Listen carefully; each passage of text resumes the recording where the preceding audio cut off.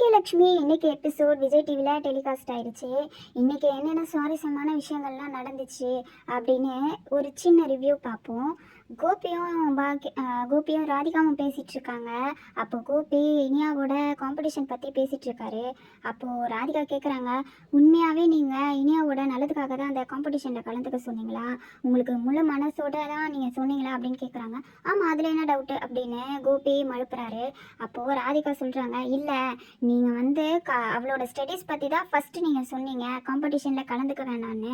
ஆனால் பாக்கியா எப்போது இனியாவை கலந்துக்காதன்னு சொன்னாங்களோ அதுக்கப்புறம் தான் நீங்கள் அவளுக்கு பர்மிஷன் கொடுத்தீங்க அப்படின்னு சொல்கிறாங்க. அதுக்கு கோபி இல்லவே இல்லை அப்படின்னு சொல்கிறாரு. ஆனால் கோபிக்கு உள்ளுக்குள்ளே என்ன ராதிகா எல்லாத்தையும் கரெக்டாக கண்டுபிடிக்கிறா அப்படின்ற மாதிரியே அவர் சொல்கிறாரு. ஆனால் அவர் மேலே தப்புன்னு அவர் ஒத்துக்கிறதுக்கு தயாராக இல்லை. ஆனால் ராதிகாவுக்கு கோபியோட கேரக்டர் எல்லாமே நல்லாவே தெரியுது. ஈஸ்வரிக்கு கோபியை பற்றி தெரியுதோ இல்லையோ, ராதிகாவுக்கு கோபியை பற்றி நல்லா தெரியும். ஏன்னா அவருக்கு பாக்கியாவை சுத்தமாக பிடிக்காது. எப்போல்லாம் சான்ஸ் கிடைக்குதோ அப்போல்லாம் பாக்கியாவுக்கு எதிராக பண்ணலாம், பாக்கியாவுக்கு பிடிக்காத பண்ணலாம், அப்போ தான் அவளுக்கு கோபம் வரும்ன்ற மாதிரியே அவர் பண்ணிகிட்ருப்பாரு.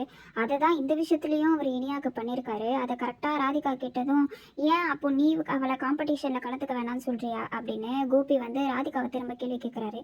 இல்லை, படிப்பு மட்டுமே இப்போ இருக்க சுச்சுவேஷனில் போதாது. இப்போ இருக்க காலகட்டத்தில் இந்த மாதிரி விஷயங்கள் கலந்துக்கிறதும் நல்லது தான். ஆனால் நீங்கள் உண்மையாகவே இனியாக்காக தான் அப்படி சொன்னீங்க அப்படின்னா அது நல்ல விஷயம். அதை விட்டுட்டு பாக்கியாவை கோவப்படுத்ததா சொன்னீங்கன்னா அது ரொம்ப தப்பு கோபி அப்படின்னு கோபிக்கு எடுத்து சொல்கிறாங்க. ஆனால் கோபி கடைசி வரைக்குமே அதை ஒத்துக்க மாட்டுறாரு. ஆனால் உள்ளுக்குள்ளே ஒரு வேளை ராதிகா சொல்கிறதும் கரெக்டாக இருக்குமோ அப்படின்னு யோசிக்கிறாரு. நீங்கள் இப்படி இருக்கிறத தான் இனியா யூஸ் பண்ணிக்கிறா. நல்லா யோசிச்சு பாருங்கள். அங்கே எல்லாம் கரெக்டாக இருந்து அவளுக்கு எல்லாம் சரி சரின்னு சொல்கிற வரைக்கும் அவள் அங்கே தான் இருக்கா, உங்களை தேட மாட்டா. ஆனால் அங்கே எப்போ நோ சொல்கிறாங்களோ அப்போ உங்ககிட்ட அதை சொல்லி உங்ககிட்ட எஸ் வாங்கிக்கிறா.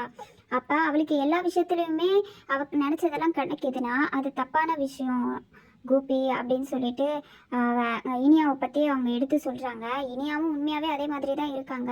பாட்டி வீட்டில் இருக்கிற வரைக்கும் எதெல்லாம் கிடைக்குதோ அதை என்ஜாய் பண்ணிக்கிறாங்க. என்றைக்கு அவங்களுக்கு நோன்னு வருதோ அப்போ தான் அவங்க அப்பா மேலே பாசம் அப்பா கிட்ட அதை சாதிச்சுக்கிறாங்க. அது உண்மையாகவே ரொம்ப தப்பான விஷயம். அது ராதிகாவுக்கு நல்லா தெரியுது. பாக்கியா கூட அதை பற்றி யோசிக்கலை. அதுக்கப்புறம் பாக்கியா கிட்ட இனியா சாரி கேட்குறாங்க. என்னம்மா, நான் இவ்வளோ இறங்கி வரேன், நீங்கள் பேசக்கூட மாட்டீங்க, ஓவராக பண்ணுறீங்க அப்படின்ற மாதிரி கேட்குறாங்க. அதுக்கு பாக்கியா சொல்கிறாங்க, நீ தானடி தப்பு பண்ண, அப்போ நீ தான் கேட்கணும் அப்படின்றாங்க. நான் என்னம்மா தப்பு பண்ணேன் அப்படின்னு இனியா கேட்டதுக்கு, நீ அப்பாவை பார்க்க போனதெல்லாம் தப்பு இல்லை, அதை நான் தடுக்கலை. ஆனால் நானும் சொன்னதும் நீ எதுக்கு அங்கே போய் அப்பா கிட்ட பெர்மிஷன் வாங்கிட்டு வர? உன்னோட விஷயத்தில் நான் தான் இனியா எல்லா முடிவும் எடுப்பேன். நீ போகக்கூடாதுன்னா போகக்கூடாது, 3 வருஷத்துக்கு நீ படிப்பை தான் பார்க்கணும், சரியான்னு சொல்லிட்டு பாக்கியா இனியாவை கண்டித்து வைக்கிறாங்க. ராதிகா வீட்டுக்கு ராதிகாவோட அம்மா வராங்க. வந்ததுமே உன்னால தான் எனக்கு கால் வலி வந்துச்சு, என்னை எப்படி துரத்தி விட்ட அப்படின்னு ராதிகாவை சொல்கிறாங்க. நீ எப்போ பார்த்தாலும் என் மேலே தான் பழி போடுவேன், நீ பண்ணுற தப்பெல்லாம் உனக்கு தெரியாது அப்படின்னு ராதிகாவும் பேசிடுறாங்க. கோபியும் வீட்டுக்கு வராரு. வீட்டுக்கு வந்ததும் ராதிகாவோட அம்மாவை பார்த்துட்டு அவருக்கு முகம்லாம் மாறிடுது. இவங்க எதுக்கு இங்கே வராங்கன்ற மாதிரியே சும்மா ஃபார்மாலிட்டிக்காக பேசிட்டு ராதிகாவை கூட்டிகிட்டு போய் அவர் கேட்குறாரு, இவங்க எதுக்கு இங்கே வந்திருக்காங்கன்னு. ராதிகாவும் அம்மா பண்ணது தப்பு தான், ஆனால் அதுக்காக உடம்பு சரியில்லாதவங்கள அப்படியே விட முடியாதுல்ல அப்படின்னு அவங்க அம்மா மேலே இருக்க தப்பா அவங்க ஒத்துக்கிட்டாலும் அவங்கள கரெக்டாக ஒரு பொண்ணாக எப்படி இருக்கணுமோ அந்த மாதிரி அவங்க நடந்துக்கிறாங்க. அதுக்கு கோபி, இல்லை இவங்க இங்கே இருக்க வேண்டாம், இருந்தாலே பிரச்சனை வருது அப்படின்னு சொல்கிறாரு. உங்கள் வீட்டில் கூட தான் உங்களை மதிக்க மாட்டாங்க அப்படின்னு சொல்கிறாங்க. என் வீட்டில் எங்கள் அம்மாவுக்கும் என் பாக்கியாவுக்கும் தான் எனக்கு பிடிக்காது, எல்லாருக்கும் எனக்கு பிடிக்குமே அப்படின்றாரு. ஆமாம், ஆனால் என்னை யாருக்கும் பிடிக்காதுல்ல, என்னை எல்லாரும் அவமானம் தானே படுத்துகிறாங்க, நான் அவங்கள அதை பொறுத்துக்கலையா, அந்த மாதிரி தானே எங்கள் அம்மாவை நீங்கள் பொறுத்துக்கணும் அப்படின்றாங்க. என்ன தான் ராதிகாவோட அம்மா தப்பு பண்ணியிருந்தாலும் ராதிகா கேட்குற விஷயம் என்னமோ நியாயமானதாக தான் இருக்குது. அப்புறம் எழில் பாக்கியா வீட்டுக்கு வராரு. வந்ததும் பாட்டியை பார்க்கறதுக்கு போகிறாரு. பாட்டி நடந்த விஷயத்தெல்லாம் சொல்கிறாங்க. என்னை யாரும் மதிக்க மாட்டுறாங்க, தாத்தா இருந்த வரைக்கும் மதித்தாங்க, இந்த மாதிரி இனியாவும் பேசிட்டா செல்வியனும் பேசிட்டான்னு சொல்லிட்டு ரொம்ப ஃபீல் பண்ணுறாங்க. அப்போ இனியா அங்கே வராங்க. இனியாவுக்கு பாட்டி மனசை கஷ்டப்படுத்தினது புரியலை, அவங்களுக்கு தெரியலை. அவங்களும் ஏதோ கோவத்தில் பேசிட்டோம், ஆனால் பாட்டி மறந்துடுவாங்கன்னு நினைக்கிறாங்க. ஆனால் பாட்டி இருந்த சூழ்நிலையில் சின்னதாக யாராவது ஏதாவது சொன்னால் கூட அவங்களுக்கு ரொம்ப கஷ்டமாக இருக்குது. தாத்தா இல்லாததுனால. அதனால் இவங்க அழறத பார்த்து இனியாவும் அழறாங்க. என்னை மன்னிச்சிடுங்க பாட்டின்னு சொல்லிட்டு அழுதுகிட்டே இனியா வந்து பாட்டிக்கிட்ட மன்னிப்பு கேட்குறாங்க. எழில் 2 பேரையும் சமாதானப்படுத்துறாரு. பாருங்க பாட்டி, இனியா வேணும்னே செய்யலை. அவள் உங்களுக்காக எவ்வளோ ஃபீல் பண்ணுறா பாருங்க, அழறா. உங்களுக்கு தெரியாம தான் அவன் ஏதாவது பேசியிருப்பா, அதனால மனசில் வச்சுக்காதீங்கன்னு சமாதானம் பண்ணுறாங்க. அதுக்கப்புறம் எல்லாரும் ஹாலில் உட்காந்து பேசிகிட்டு இருக்காங்க. அப்போ ஜெனி சொல்கிறாங்க, அமிர்தாவும் நிலாவும் கூட இங்கே இருந்திருக்கலாம், எனக்கு ரொம்ப போர் அடிக்குது தாத்தா இல்லாமல் அப்படின்னு. எழிலும் சொல்கிறாரு, ஆமாம் வீட்டுக்குள்ளே வந்ததுமே எனக்கு தாத்தா ஞாபகம் தான் வந்தது, எனக்கு புரியுது அப்படின்னு பேசிகிட்டு இருக்காங்க. அப்போ எழில் காம்படிஷனை பற்றி இனியா கிட்ட கேட்குறாங்க.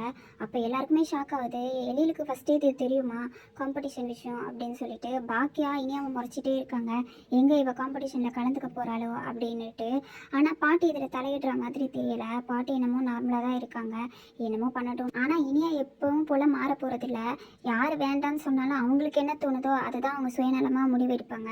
யாருக்கு கஷ்டம் யாருக்கு சந்தோஷம் எதையுமே அவங்க யோசிக்க போகிறதில்ல.